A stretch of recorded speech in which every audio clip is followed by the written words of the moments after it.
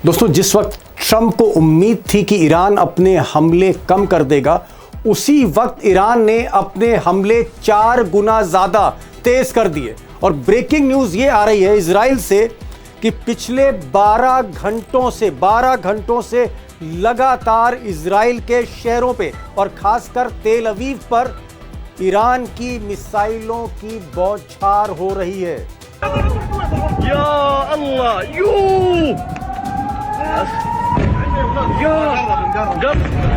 אז התקרב שלא יתפוצצו מכוניות.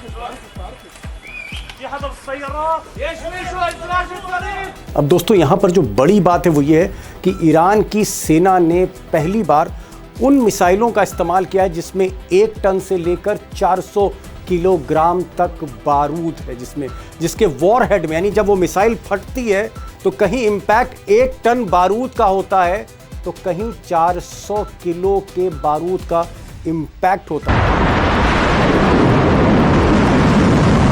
और इसका असर अगर आप देखें तो मैं चंद तस्वीरें आपको तेल अवीव की दिखा रहा हूँ। कुछ ही देर पहले तस्वीर सामने आई है।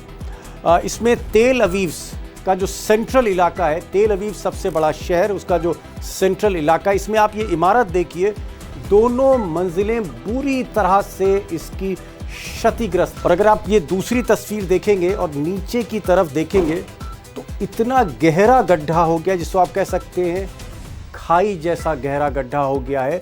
और ये जो असर है ये 400 किलो से लेकर 1 टन के जो वॉरहेड थे मिसाइल पर, ये उसका इम्पैक्ट है। और अगर आप और क्लोज में मैं दिखाना चाहूँ तो ये जो 1-1 टन की मिसाइल उससे हमले हो रहे हैं तेल अवीव पर, इतने गहरे गड्ढे हैं कि पुलिस को नीचे उतरना पड़ रहा है गड्ढे के अंदर, जैसे कोई कुआं बन गया हो और वहाँ नीचे जाकर मलबे को साफ करना पड़ रहा है। मैंने तस्वीरें आपको इसलिए दिखाई कि आपको एक इम्पैक्ट पता लगे कि इस वक्त क्या इम्पैक्ट है इन मिसाइली हमलों का, जिसको इजराइल की एयर डिफेंस सिस्टम, उसका आयरन डोम, उसका सुरक्षा कवच नहीं रोक पा रहा है। अब इजराइल के जो 2 प्रमुख अखबार हैं, द टाइम्स ऑफ इजराइल और जेरूसलम पोस्ट, इन दोनों अखबारों ने स्वीकार किया है कि हमले लगातार हो रहे हैं और इसका बहुत हाई इम्पैक्ट है, जिससे इमारतें टूट रही हैं, मलबे में तब्दील हो रही हैं। लेकिन इन अखबारों ने फ़िलहाल जो हताहत लोग हुए हैं, जो कैजुअल्टीज़ हैं, उसकी संख्या जो है नहीं बताई है। लेकिन ईरान की जो सेना है उसका दावा है कि जो हमले हुए हैं 3-4 दिनों में 5,000 से ज़्यादा लोग हताहत हुए हैं। मेरे पास कोई और इंडिपेंडेंट ज़रिया नहीं है कि मैं आपको एक्चुअल फिगर्स बता दूं, लेकिन जंग में ऐसा होता है कि एक कंट्री दावा करता है कि ज़्यादा लोग मारे गए हैं और जिस कंट्री में हादसे होते हैं, बम विस्फोट होते हैं, वो कंट्री कहीं ना कहीं कम करके बताती है। इजराइल तो बिल्कुल भी फिगर नहीं देता है। तो ये जो एक्चुअल फिगर हैं हो सकता है कुछ महीने बाद सामने आए, लेकिन एक चीज़ दोस्तों मैं कह सकता हूँ कि जो अस्पताल हैं पूरी तरह से फुल हैं। मेक शिफ्ट हॉस्पिटल्स चल रहे हैं, यानी पार्किंग लॉट्स में, कार की पार्किंग लॉट्स में मेक शिफ्ट हॉस्पिटल्स हैं, या फिर बेसमेंट्स में जहाँ पर बंकर बने हैं वहाँ पर ये हॉस्पिटल्स चल रहे हैं। और एक तरह से पूरे इजराइल में एक इमरजेंसी घोषित कर दी गई है। और नेतन्याहू ने भी स्वीकार किया है कि इस तरह के जो हमले हो रहे हैं सिविलियन एरियाज़ में हो रहे हैं और दुनिया से पहली बार मदद मांगी है कि किसी तरह से इजराइल को बचाया जाए। उधर जो बड़ी खबर आ रही वो ये है कि ट्रंप के ऑफ़र के बाद ईरान की सेना के प्रवक्ता का पहली बार बयान सामने आया है और उन्होंने कहा है कि ट्रंप का जो ऑफ़र है हॉर्मुज़ की खाड़ी को लेकर वो हमें कबूल नहीं, स्वीकार नहीं है। बिस्मिल्लाहिर्रहमानिर्रहीम।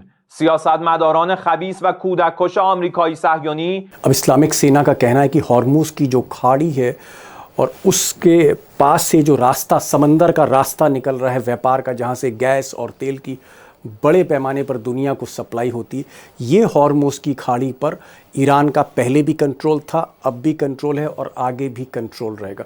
दरअसल ये कंट्रोवर्सी इसलिए हुई क्योंकि ट्रंप ने कल एक ऑफ़र दिया था और इसमें कहा था कि अमेरिका और ईरान दोनों मिलकर हॉर्मुज़ की खाड़ी को अब कंट्रोल करेंगे, नियंत्रित करेंगे। तो इससे बिल्कुल भी सहमत नहीं है इस्लामिक सेना और ईरान का निज़ाम। बल्कि जो खबरें अरबी मीडिया में आ रही हैं उसमें मुस्तबा खामनाई जो नए सुप्रीम लीडर हैं उनकी तरफ से एक लिखित बयान आया। उन्होंने कहा है कि हम फिलहाल इस जंग को जारी रखेंगे। और ट्रंप को लेकर ये कहा गया है कि ट्रंप की ज़बान पर एतबार नहीं है। और आप इत्तेफाक देखिए कि जो मुस्तबा खामनाई आज कह रहे हैं, 1.5 महीने पहले जब ये बातचीत हो रही थी ईरान और अमेरिका के बीच में, तब इमाम खामनाई ने कहा था, और मैंने उस पर खबर भी की थी, कि ट्रंप पर भरोसा नहीं है, ट्रंप पर एतबार नहीं है।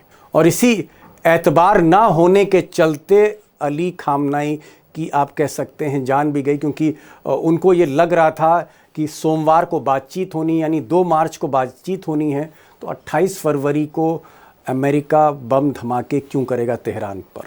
तो जो अली खामनाई ने कहा वो आज उनके बेटे तकरीबन 1.5-2 महीने बाद कह रहे हैं कि ट्रंप की ज़बान पर भरोसा नहीं है। यानी कहने का मतलब है कि हम बातचीत तब करेंगे जब कुछ लिखित मसौदा सामने आए, और कुछ देश यानी ब्रिटेन है, फ्रांस है, या फिर रशिया है, उन सबको शामिल करके तब बातचीत हो, लिखित बातचीत हो, सिग्नेचर्स होने चाहिए, तब एतबार होगा, ज़बान पर एतबार नहीं है। अब दोस्तों, ईरान ने हमले क्यों तेज किए ऐसे वक्त पर, जब ट्रंप का ऑफ़र आ रहा है, ट्रंप बातचीत करना चाह रहे हैं, युद्ध रोकना चाह रहे हैं, ईरान ने हमले क्यों तेज़ किए? इसके पीछे क्या सोच है ईरान की इस्लामिक सेना की, वहाँ के निज़ाम की?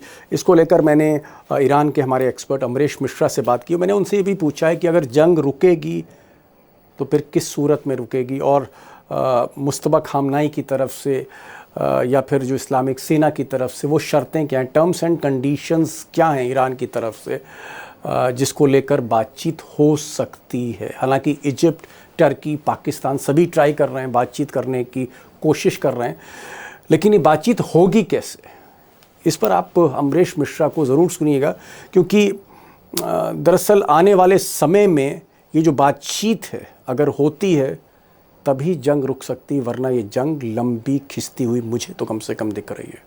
अमरीश भाई, जो एक बात समझ में नहीं आ रही है कि जिस वक्त ट्रंप सरेंडर की मुद्रा में आते हैं, झुकते हैं ईरान के आगे, 5 दिन के लिए युद्ध विराम घोषित कर देते हैं, एक तरह से वो कहते हैं 5 दिन हम हमला नहीं करेंगे, तो ऐसे में तो ईरान को थोड़ा सा, ईरान को भी शांत होना चाहिए था कि भाई अगर अमेरिका हमला नहीं कर रहा है। लेकिन मैं देख रहा हूं कि जिस वक्त युद्ध विराम की ट्रंप बात कर रहे हैं, उसी वक्त ईरान ने सबसे ज्यादा ताबड़तोड़ हमले जो है वो इजराइल पे शुरू कर दिए। मतलब ऐसी ऐसी मिसाइलें मारी हैं जो अभी तक इस्तेमाल नहीं हुई है। बिल्डिंग की बिल्डिंग गिर रही है, चौराहे के चौराहे उड़ रहे हैं, घायलों की गिनती, मृतकों की गिनती, कोई हिसाब नहीं है इस वक्त तेल अवीव में।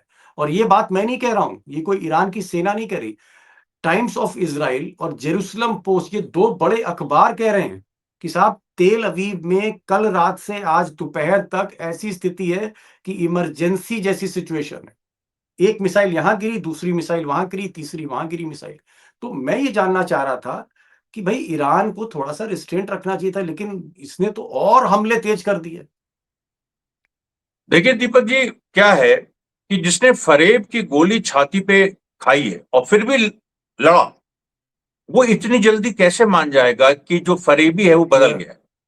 नहीं, कौन सी गोली छाती पे लगी फरेब की, साहब बता तो दीजिए। 28 फरवरी 2026, जी, उस समय, उस दिन सुप्रीम लीडर ईरान के पूरी कैबिनेट के साथ बैठे थे या मीटिंग कर बैठने रहे थे, वाले थे, मीटिंग और करने जा रहे थे। जी, और अमेरिका से इंडिकेशन आए थे कि मंडे को, यानी 2 मार्च 2026 तक डील हो जाएगी, सारी बातें हो चुकी।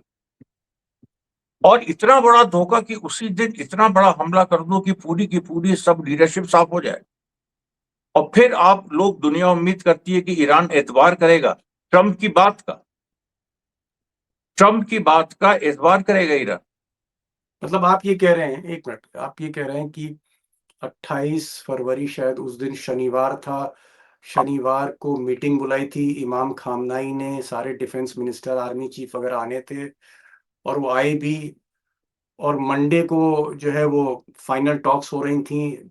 तो आप ये कह रहे हैं कि क्योंकि मंडे को अमेरिका और ईरान की फाइनल बातचीत होनी थी, तो इमाम खामनाई रिलैक्स थे, आर्मी चीफ रिलैक्स थे, डिफेंस मिनिस्टर रिलैक्स थे, सारे एडवाइजर्स रिलैक्स थे कि भाई 48 घंटे बाद बात होनी है, तो अभी तो कोई बम बम पड़ेगा नहीं।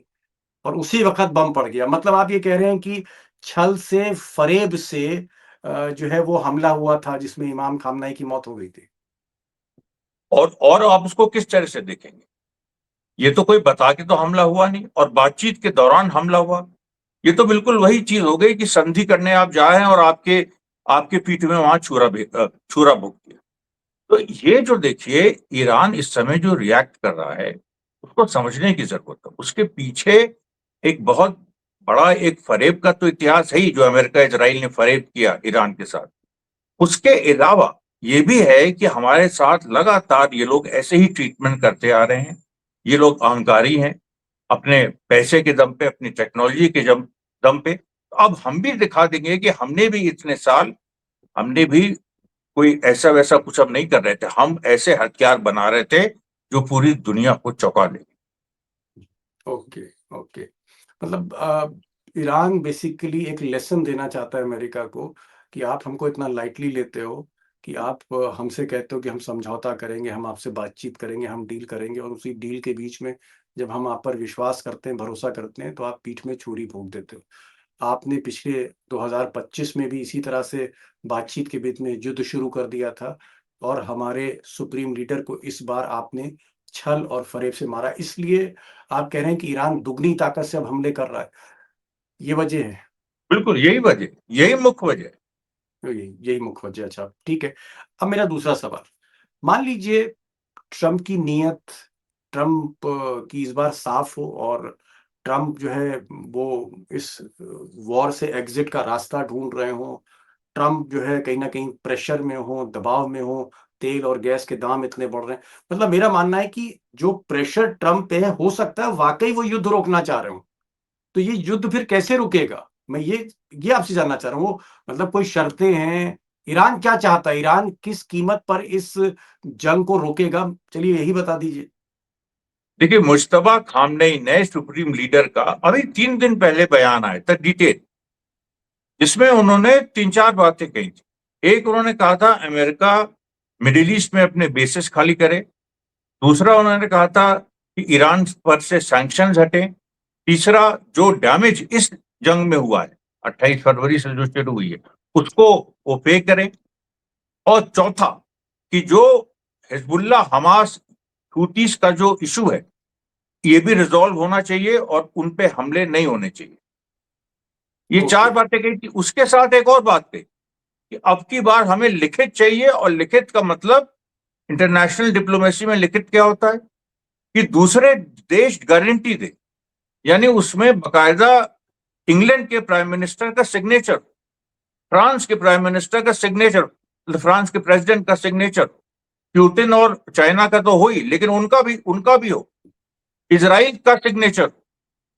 ओके, मतलब आप चाह रहे हैं कि बातचीत हो, बातचीत के बीच में इस तरह के पीठ के पीछे छुरी ना भोंकी जाए। दूसरा, आप कह रहे हैं कि सिर्फ ट्रंप से जो है वो समझौता नहीं होगा, उसके चश्मदीद होने चाहिए, गवाह होने चाहिए। जैसे प्रॉपर्टी रजिस्टर होती है तो गवाह होते हैं, इसलिए इस बार गवाह होनी चाहिए। और गवाही जो है वो गवाह के तौर पे फ्रांस के प्रेसिडेंट हों, ब्रिटेन के प्राइम प्रेसिडेंट, मिनिस्टर हों, पुतिन हो, शी जिनपिंग, मतलब 5-6 लोग बैठ के और तब समझौता सामने हो, तब ईरान जो है वो एतबार करेगा। ये है फॉर्मूला आपका। एक चीज और इसमें आ रही कि यूएन सिक्योरिटी काउंसिल एक रेजोल्यूशन पास करे कि अब ईरान पे हमला नहीं होगा, जो कि अप्रत्याशित है, कभी ऐसा नहीं हुआ है। लेकिन अब बहुत सारी चीजें अमेरिका के दबाव में सिक्योरिटी काउंसिल कर चुका है, तो अब ईरान कह रहा है कि अब हम चाह रहे हैं, ये हम भी यूएनओ के मेंबर है, और रशिया और ओके, चाइना उसके साथ है। चलिए ठीक है। आपने कहा कि अब ये शर्तें तो बहुत मुश्किल शर्तें हैं, ये मतलब अगर मैं ऑफिशियल होना इसको, चाहिए ना, everything has to be official. अरे भाई ट्रम्प साहब तो यहाँ तक कह रहे हैं कि भाई इधर आयोतोला, इधर मैं, और इधर हॉर्मोज की खाड़ी, दोनों मिलकर, दोनों भाई जो है कंट्रोल करेंगे। नहीं, ईरान भी कहने से कंट्रोल नहीं, करेगा, मैं भी कंट्रोल करूंगा। तो इसको लिख के देना, इसको लिख के दें, उसमें ब्रिटेन के प्राइम मिनिस्टर स्टारमर का सिग्नेचर हो, फ्रांस के प्रेसिडेंट मैक्रोन का सिग्नेचर हो, ऑस्ट्रेलिया के प्राइम मिनिस्टर का सिग्नेचर हो, सारे जापान के की प्राइम मिनिस्टर का सिग्नेचर हो, सब कुछ हो ओके, मतलब लिखा पढ़ी में हो, जो कुछ हो, मुंह जबानी ना हो, ना, क्योंकि जबान पे एतबार नहीं है। जबान पे एतबार। चलिए, ये बड़ी बात कही। अब चलिए मैं एक दूसरे सवाल पर आता हूँ। क्या आपको लगता है कि ये जंग जारी रहेगी, इधर बातचीत होती रहेगी, इधर जंग जारी रहेगी, मतलब जंग नहीं रुकेगी मुस्तफा खामनेई की तरफ से।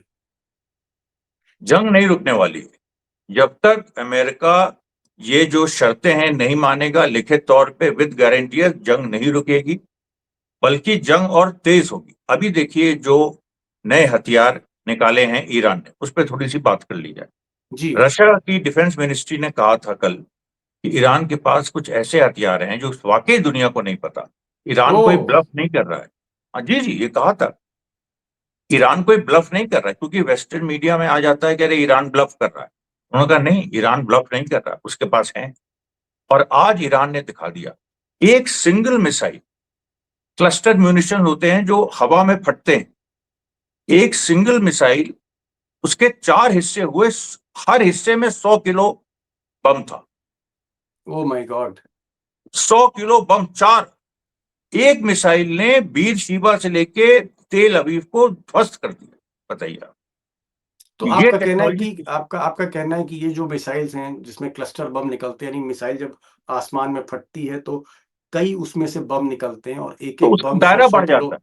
हाँ, जी, जी, जी, नहीं मैं समझ रहा हूँ। तो क्या अभी ईरान के पास ऐसी बहुत सी मिसाइलें हैं जो और भी ज़्यादा खतरनाक है? मतलब एक तरह से मैं कहूँ कि जैसे छोटे-मोटे टैक्टिकल न्यूक्लियर वेपन होते हैं, उस जैसा उसका जो है क्या कहते हैं मारक क्षमता है, ऐसी मिसाइलें अभी ईरान निकालेगा? अब शायद दीपक जी ये कहने का समय आ गया है। देखिए, ऑस्ट्रेलिया का कैपिटल, इंग्लैंड का कैपिटल, फ्रांस का कैपिटल, यहां तक कि वॉशिंगटन भी, ये सब जद में है।